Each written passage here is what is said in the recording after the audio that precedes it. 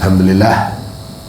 Apabila marilah sama-sama kita memanjatkan setinggi rasa syukur kehadrat Allah dengan keizinan limpah kurnianya serta taufik dan hidayah dari Allah, kita dapat bersama pada pagi ini untuk kita meneruskan kuliah kita dalam kitab Nasaih Diniyah wa Wasaya Imaniyah,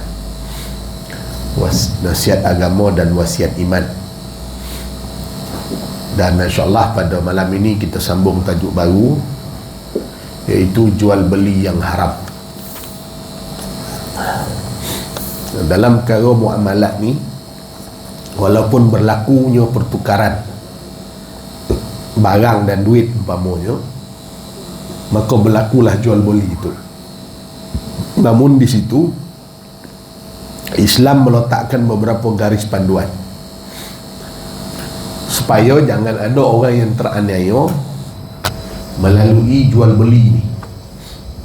Kerana jual beli ini adalah salah satu perkara yang dihalalkan. Wa ahallallahu al-bai'a wa harrama riba. Allah menghalalkan jual beli dan Allah mengharamkan riba. Sebarang bentuk kezaliman yang berlaku itu dilarang dalam agama, termasuk dalam jual beli, dalam masalah yang berkait dengan jual beli. Jangan sesekali menjual atas penjualan saudaramu. Ini antara bentuk jualan yang diharamkan. Ataupun membeli atas pembelian saudaramu. Orang dah beli bodoh tu, kita nak beli juga barang yang sama. Orang dah jual ke orang lain, kita nak jual balik dekat orang lain barang yang sama. Boleh jadi kerana kita dapat harga tawaran yang lebih menarik, maka kita jual ke orang lain, sedang kita dah jual barang tu ke orang yang sepatut dia.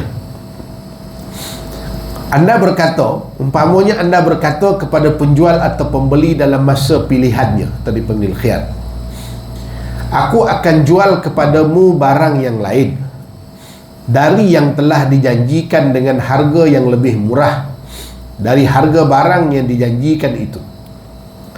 Ataupun aku akan membeli barang ini yang telah dijanjikan kepada orang lain dengan harga yang lebih mahal dari harganya yang dijanjikan itu. Kedua-dua cara tadi adalah haram. Jadi kita beli atas barang yang orang lain dah beli, kita tawar harga lagi tinggi. Ataupun kita jual dekat orang dengan harga yang lebih rendah. Orang tu dah ambil dengan harga yang rendah, kemudian ada yang offer lagi rendah, maka kita pergi jual dekat orang tu. Jadi apa juga situasi, tak boleh. Benda kalau dah dijanji untuk jual dekat orang, maka kena dijual kepada orang tersebut. Tidak boleh dijual atas orang lain, atas tawaran yang lebih baik lagi, tak boleh. Jangan juga sengaja, itu satu bentuk jual beli yang haram. Berjual dan berbeli atas jualan dan belian orang lain. Yang kedua, jangan juga sengaja menaikkan harga sesuatu barang sedang anda tidak perlu kepadanya. Tujuan supaya barang-barang itu dijual dengan harga yang lebih mahal untuk menyusahkan orang lain membelinya. Tambah benda itu adalah barang-barang keperluan. Dia memanglah tidak adalah satu kadar yang ditentukan berapa untung boleh kita ambil kalau dalam kita berniaga ni. Katalah kos kita RM10, berapa kita boleh jual? Boleh jadi kita boleh jual RM20, 100% pun tak apa. Boleh jadi kita jual RM50, 50%, atau kita jual RM20, atau terpulang berapa peratus yang kita nak. Tetapi kita saja-saja naikkan harga barang tersebut supaya orang lain, supaya nak menyusahkan orang lain untuk membeli. Dia macam orang kata hari ni manipulasi lah, manipulate. Dia main harga. Jadi bila semua orang dah naikkan harga, padahal benda tu katalah nilainya baru RM20, tapi oleh kerana semua orang dah naikkan jadi RM50, menyusahkan semua orang, akhirnya terpaksa terima RM50. Harga barang tu jadi RM50. Dia main spekulasi, panggil spekulasi kau. Ya? Itu bentuk lain. Itu bentuk lain. Ini riba ni terutama dalam bab pinjaman. Jual beli ni biasanya yang bersifat gharar, ada penipuan, ada akad yang tak pasti, ada barang-barang yang tak pasti. Ini dalam bab jual beli. Jadi kalau kita nak untung memang boleh berniaga pun. Sebab itu Allah kata wa halallahu al-bai'a.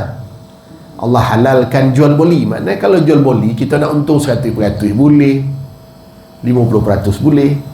Yang tak boleh tu riba. Riba ni maksudnya kita jadikan pinjaman tu sebagai modal, sebagai perniagaan. Itu tak boleh lah. Pinjaman tu jadikan sebagai akad perniagaan. Macam jual beli barang pula, yang tu tak boleh. Baik. Jangan pula, itu yang kedua. Yang ketiga, ini satu lagi. Jangan pula menyimpan makanan untuk tujuan monopoli, atau bahasa Arab disebut ihtikar. Ini juga adalah sangat keras haramnya.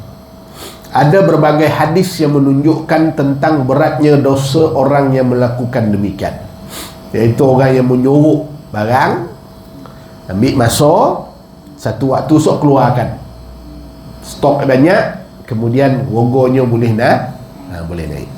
Ini dipanggil ihtikar. Dia disuruh kan. Dalam hadis Nabi menyebut, man ihtakara ta'aman arba'ina laylatan faqad bari'a minallahi wa bari'allahu minhu. Barang siapa menyuruh makanan untuk tujuan monopoli selama 40 malam, nescaya dia terlepas dari pergantungan Allah. Maknanya Allah tak jamin dia dah, dan Allah pula melepaskan pergantungannya. Allah Ta'ala dah tak pandang dia dengan pandangan rahmat, istilahnya. Aliyazbillah. Sebab dia menzalimi orang. Benda tu keperluan, tapi disorokkan sampai satu waktu dia keluarkan, maka dia boleh tawarkan dengan harga yang sangat tinggi. Ini dipanggil monopoli ataupun disebut dengan ihtikar. Orang yang ada duit, orang ada modal, dia buat macam tu. Dia beli stok banyak-banyak. Ini cara hari ni orang nak menguasai pasaran kan. Dia nak menguasai pasaran, padahal dia tak ada pun kilang, dia tak ada pun ladang, dia tak ada ladang pun, dan dia tak ada sawah pun. Tapi dia monopoli, beli banyak-banyak, dia simpan, lepas tu dia keluarkan, harganya tinggi. Ini disebut dengan monopoli ataupun ihtikar. Islam ni mengajar suatu cara hidup yang sangat luwih, yang menjamin tak ada manusia yang akan dizalimi kalau ikut cara dan kaedah Islam. Tapi oleh kerana dunia kita hari ini, sistem ekonomi kita ni dikuasai bukan dengan cara sistem Islam, dia bukan dengan sistem bukan secara ekonomi Islam, maka macam-macam lah penipuan, manipulasi yang berlaku, pasaran-pasaran yang terbuka, sehingga akhirnya banyak penganiayaan dan kezaliman yang berlaku kepada para pengguna. Akhirnya yang susah jadinya orang bawah, pengguna. Yang ada modal ni senyum je, dia buat untung atas kesusahan orang lain. Sabda Nabi lagi sallallahu alaihi wasallam, al-jalibu marzuqun wal muhtakirun mal'un. Orang yang memewahkan makanan untuk orang ramai dijamin rezekinya, dan orang yang menyuruh makanan dari orang ramai dilaknati. Jadi kata Nabi sallallahu alaihi wasallam, kalau dia bagi keluar habis semua stok dia untuk orang gunung, untuk orang beli, dia tak ada suruh-suruh. Dia suruh bukan sebab nak main harga, tapi sebab tompek kocik. Itu yang dia suruh, bukan dia suruh lah. Jangan dia suruh. Ni bawang ni tinggal ni lagi ni. Siapa nak copek, kata dia. Sok dah rogol lain, padahal datang rogol lain. Dia sembunyi kan, itu dipanggil ihtikar. Tapi kalau dimewahkan, tunjuk kadang-kadang kita ni itulah, hari ni zaman media sosial ni, orang kita ni kadang-kadang dia terlampau terpengaruh sampai jadi panik kan. Jadi terlampau panik kan?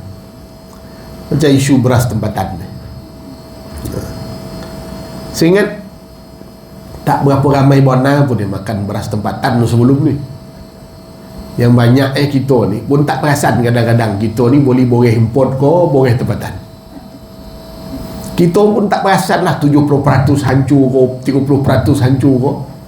Yang kita tahu Jasmine, apa Jalal, tu yang kita tahu. Kalau pergi pasar raya kau pergi beli boreh kau, jenama tu kita cari. Pak Iza tu. Kita tak pernah ambil tahu pun dia tempatan ke tak tempatan. Tetapi bila ada orang yang menyembunyikan monopoli, dia sembunyikan boreh tempatan. Katalah dia kadar boreh tempatan yang keluar di Malaysia ni pun tak banyak. Dia tak mampu menampung keperluan. Sebab Tokey Maidin sendiri bagi tahu, dia kata sebelum ni boreh tempatan ni, dia kata pulang balik, dia kata di Maidin tu, maknanya orang tak boleh boreh tempatan ni, orang tak boleh. Jadi dulu katakanlah asalnya pengeluaran boreh tempatan ni lebih kurang dalam 10%. Tapi bila ada orang yang monopoli, dia sembunyikan, akhirnya boreh tempatan tinggal 5%. Keluaran dia jadi 5%. Sebab itu kadang-kadang susah nak cari di pasar raya. Dia jadi barang yang dikawal oleh kerajaan. Sebab itu hanya ada hari-hari tertentu, contohnya ada program contoh, baru ada jualan boreh tempatan. Cuma itulah saya sebut, bila heboh-heboh boreh tempatan tak ada, barulah orang khabar mana nak cari boreh tempatan. Sebelum ni tak ada heboh pun boreh tempatan ko, boreh import ko. Yang penting kita pergi pasar raya ada boreh. Itu yang kita tahu. Jadi, dan memang tak nafilah di negara kita Malaysia ni ada satu istilah yang dipanggil kartel, dipanggil. Pemodal ni dia tak ramai, dia yang memain-mainkan harga ni. Nak menghapuskan kartel ni lah perlukan komitmen kuasa yang sangat tinggi. Kalau orang yang ada kuasa tu pun dikuasai kartel, habis. Nak tunggu yang ada kuasa ni tak dikuasai kartel, sekarang ni lah mula dibongkar satu. Tapi itulah, kartel ni dia takkan duduk diam. Kita nampak kat depan ni lah orang politik bercakaran, tapi kita tak tahu di belakang mereka tu ada kartel-kartel yang menguasai ekonomi ni. Dia juga mencatur. Siapa yang cenderung mengkayakan kartel, yang tu dia akan bantu untuk naikkan. Jadi hari ni bila PMX ni dia bertegas nak hapuskan kartel ni, ramai lah yang marah, ramai yang panik, pasal dah ramai yang konyang. Itu yang macam-macam tohmahan kono tu tak elok semua dibuat. Allah Allah, ni bukan kempen ni dah, nak bagi tahu ya. Baik. Sabdanya lagi, la yahtakiru illa khati'. Tiada orang yang menyuruh makanan melainkan telah terkhilaf. Kalau tersilap itu tak apa, dimaafkan. Tapi kalau sengaja, kalau setakat 1 kilo 2 kilo tu mungkin tersilap, kau dah sampai 100 kilo lebih, itu bukannya lagi, tu memang sengaja tu. Sabdanya lagi, man ihtakara ta'aman 40 yawman summa tasaddaqa bihi lam yakun lahu kafaratun. Siapa yang menyuruh makanan selama 40 hari, kemudian dia mensedekahkannya. Ini macam mana dia nak cuci dia punya dosa lah. Dia dapat untung banyak ni, dia sedekah. Maka sedekahnya tidak dapat menebus dosa dia. Sebab tu jangan kita nak cuci. Sebab riba ko, hal yang berkait dengan muamalah ni, jual beli ni, dia bukan dosa dengan Allah, tapi dia dosa dengan manusia. Dosa antara dosa dengan Allah dengan dosa dengan manusia, lebih borek lagi dosa dengan manusia. Kenapa begitu? Sebab dosa dengan Allah, dia boleh diselesaikan dengan taubat nasuha, dan Allah Ta'ala bersifat maha pengampun lagi maha penyayang. Kita tak sembahyang, tak puasa, itu dosa kita dengan Allah. Tapi bukanlah hanya mudah benda tu, tetaplah berdosa besar, tapi itu dosa dengan Allah. Adapun dosa berkait dengan jual beli, menipu, suruh barang, riba, ini dosa dengan manusia. Siapa sahaja manusia yang teraniaya disebabkan oleh perbuatan kita itu, semuanya itu kita kena minta maaf.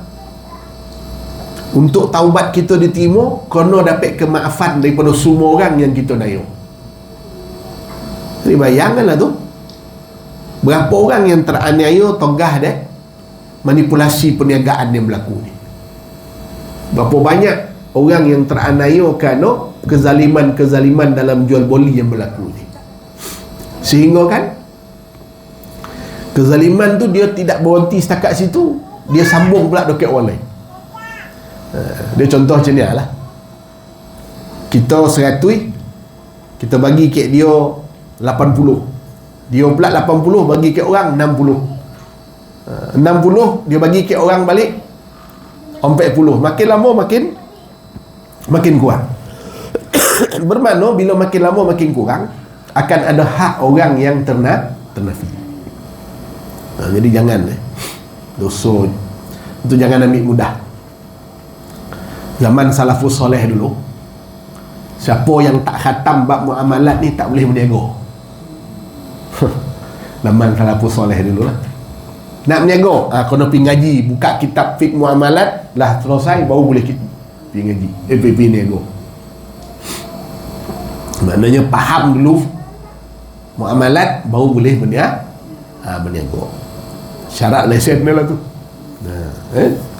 Lepas tu hari ni macam-macam. Kalau kita tengok niagaan kita ni boleh terlibat dengan pelbagai bentuk penipuan yang pelbagai. Kadang-kadang tanpa disedari pun, tak sedar pun, tak perasan. Tu menipu kadang-kadang, ada penipuan. Orang niaga air balang. Kan? Dia niaga air balang, ditampar speaker kat balang tu. Pernah tengok tak orang tampar speaker kat balang tu? Bukan main cantik nampak daripada luar, gambar bukan main fresh, air jagung lah, rupa stiker. Bukan main pokat, gambar. Bila cedok kita boleh cerai lah. Rupa tanpa stiker, rupa doket balang tu. Tu pun kena fikir juga tu. Bukanlah nak kata alah ustaz ni orang niaga kocik-kocik ni lah yang dibisik ni. Bukan. Takut kita sudah menipu orang, terlibat dengan penipuan. Kadang terlampau gairah buat promosi, sampai kadang-kadang perkataan-perkataan digunakan dalam promosi itu melampau-lampau, menjanjikan sesuatu yang melampaui batas. Kadang-kadang bila orang beli benda tu tak ada apa pun. Hari ni lah iklan kan. Iklan, kalau kita tengok iklan, ada orang beli seluar bukan main lawa, tengok ke iklan, sebab model yang pakai itu lawa. Model yang pakai itu lawa, dia pula ambil gambar pun tempat corah, elok pula digosok cantik dah. Sampai-sampai boleh tengoklah macam ni aku mana. Contoh lah, banyak lah hari ni kan. Periklanan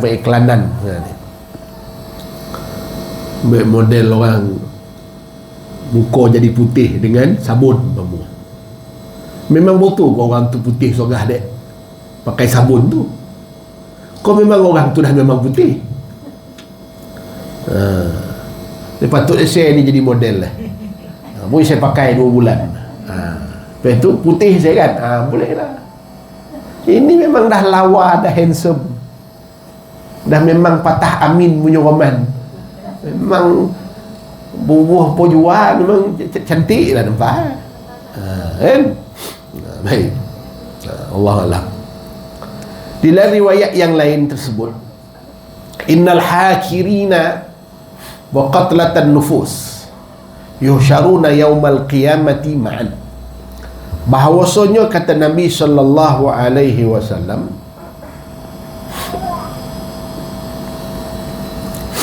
bahawasanya orang-orang yang menyuruh makanan dan para pembunuh akan dibangkitkan di hari kiamat bersama-sama.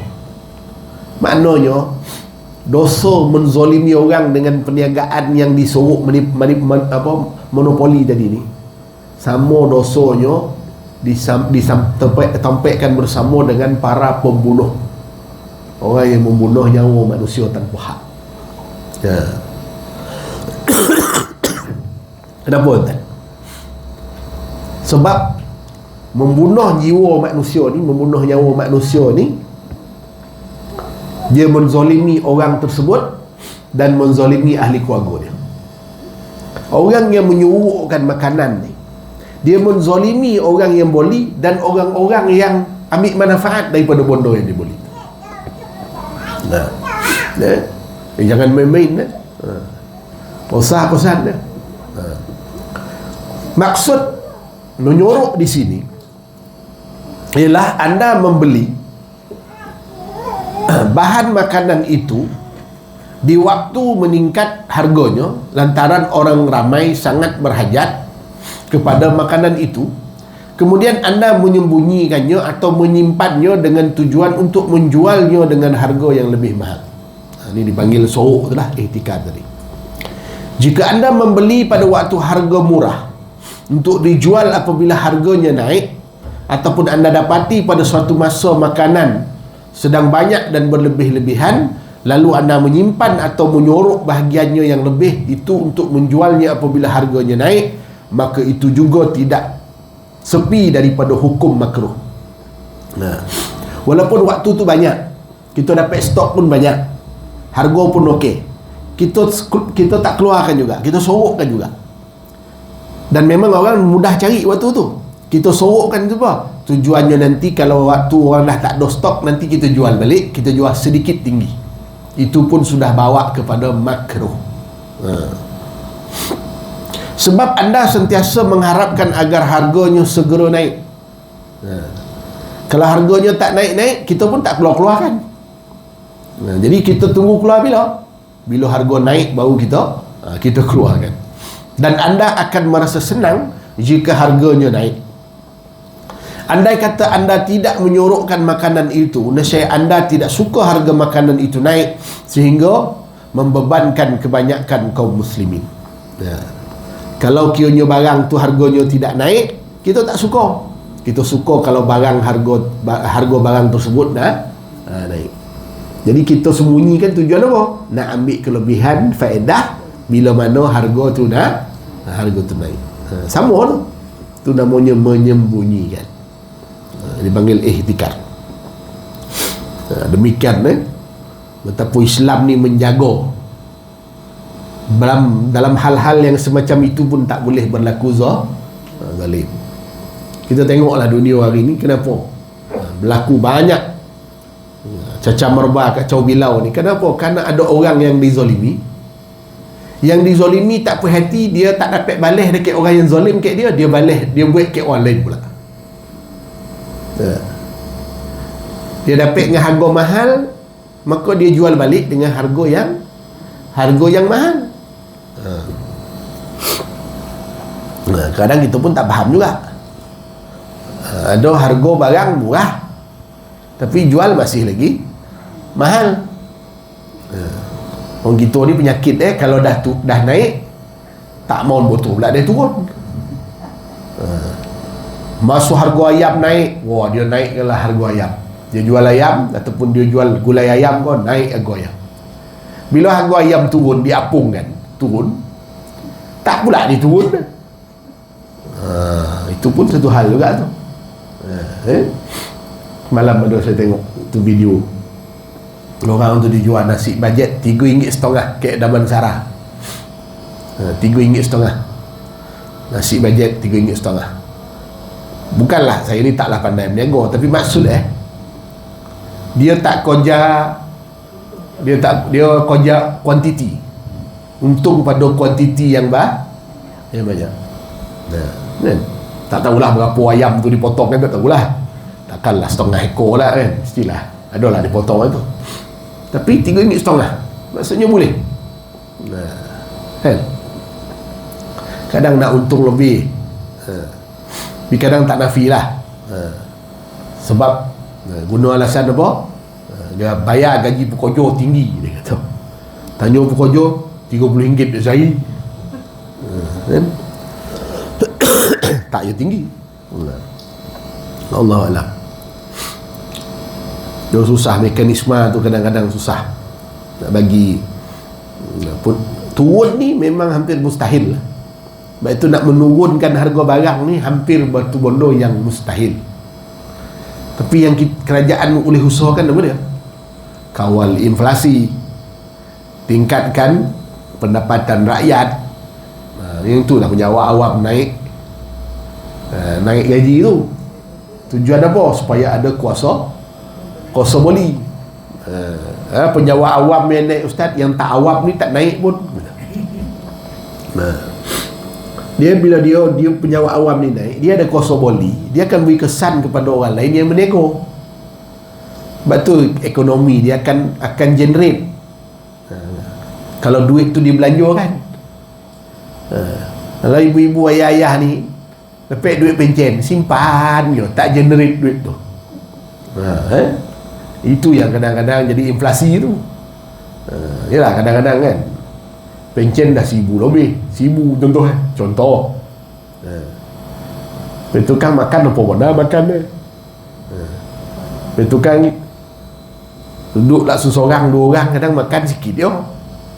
Jadi sikit dia belanja. Tu saya di Seremban tu, saya syuran pada cikgu-cikgu guru besar pengetua yang mana jusa-jusa tu dah biasa ada driver ni, saya kata pencen pun pakai driver kak. Berapa? Bagi pulang pekerjaan kepada orang muda. Senang nak pergi kuliah, tak payah cik pakai pula. Kan? Ada driver hantar. Satu hari 3 kuliah boleh pergi. Siapa driver tu? Tak apa ustaz, saya bawa kereta sendiri. Terlanggar tobing lah, terlanggar apa lah. Duit banyak. Dia suruh dia kedokut. Pakai driver. Tak payahlah tetap sambilan pun tak apa.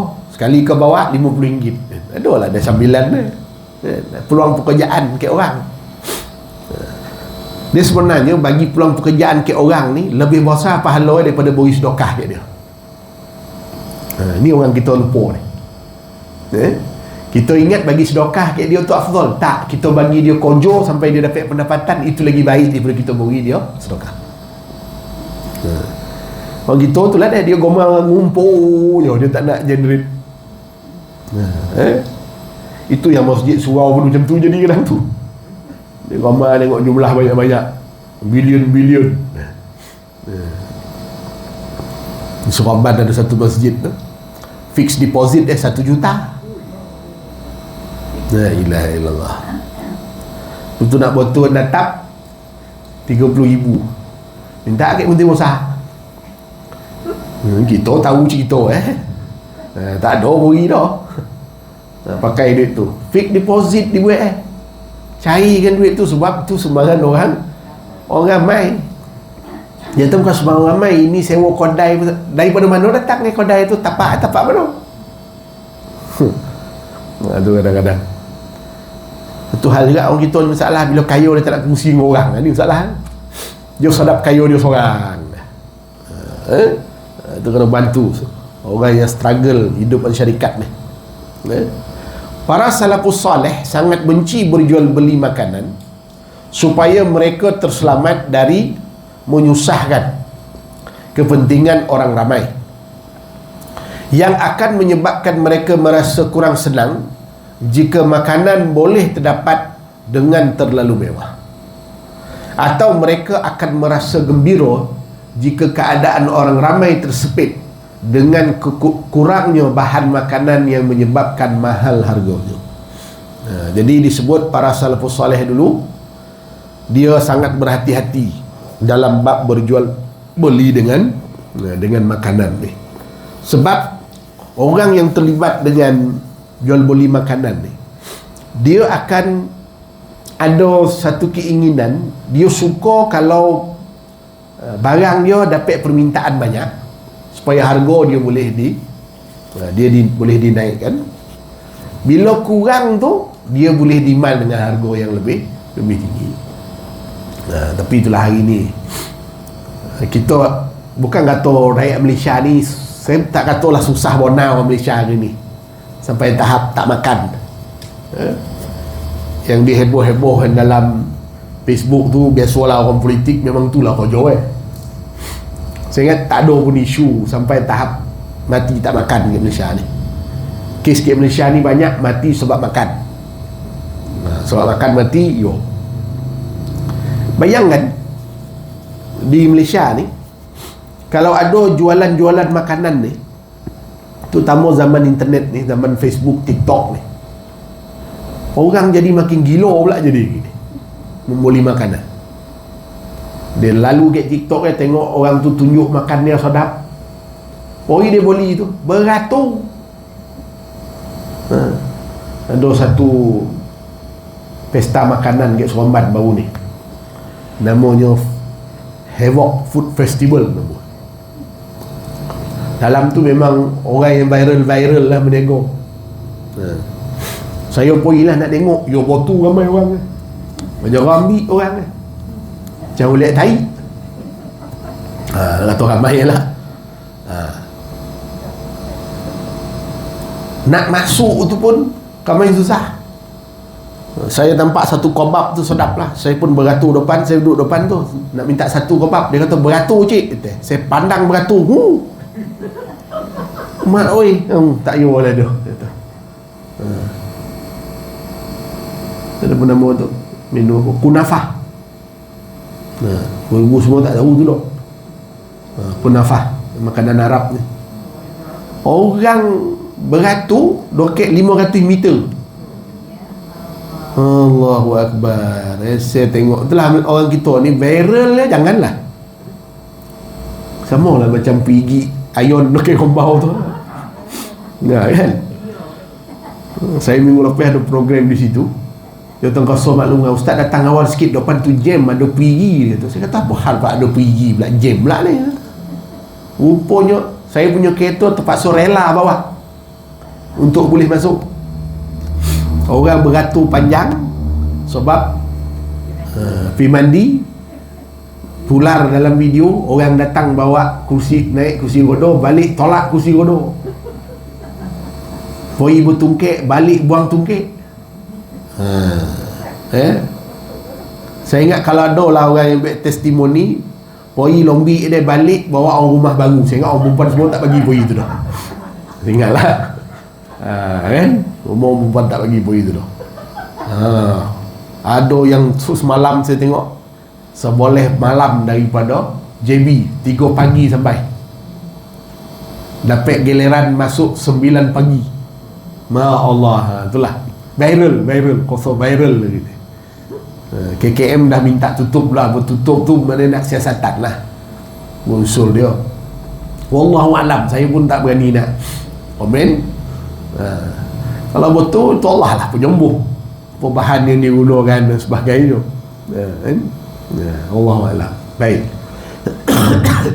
Larangan berjual beli dengan riba. Ini kita akan sambung minggu depan. InsyaAllah. Wallahu a'lam.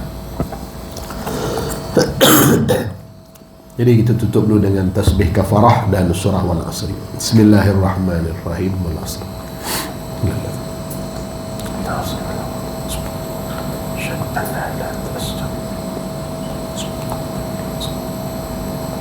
Wallahu ta'ala alam. Assalamualaikum warahmatullahi wabarakatuh.